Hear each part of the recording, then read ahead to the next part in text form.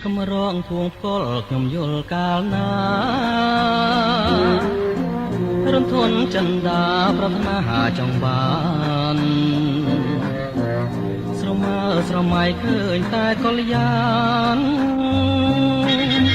ធ្វើមិនដេញរៀមបានប្រានមកពីកាយដងស្ទឹងសង្កែបំពេដួងចិត្តប្រាប់ថាវមិតនិនបាហែកន្តាយរងចាំរូបបងអិនលួសពេលឡើយទាំងសង្កែបិនរឿយ៉ាងណាតើឈរនៅស្ងៀមធ្វើឲ្យ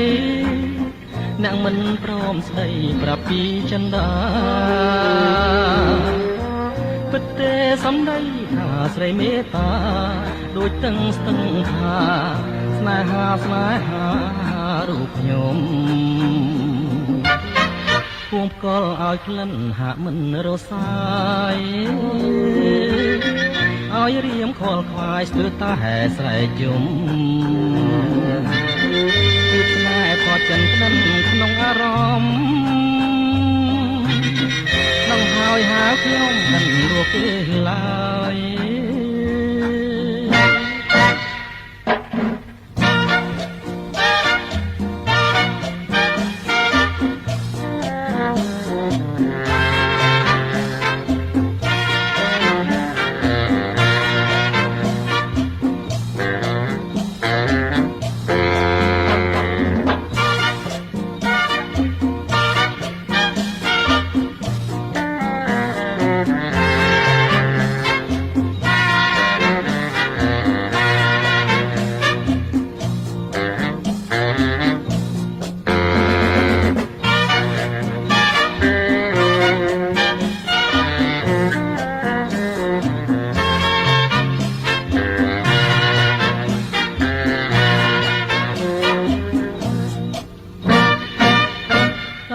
ឈរនៅស្ងៀម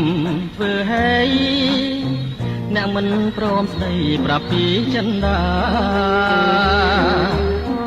ពិតទេសំដីថាស្រីមេត្តាដូចទាំងស្ទឹងថាស្នេហារូបខ្ញុំពួងផ្កលឲ្យក្លិនហាក់មិនរសាយឲ្យរៀមខ្វល់ខ្វាយស្ទើរតាហែស្រែកយំពីស្នេហ៍ថតចិនប្តឹងក្នុងអារម្មណ៍ដឹងហើយហៅខ្ញុំអិនរស់ពេលឡើយ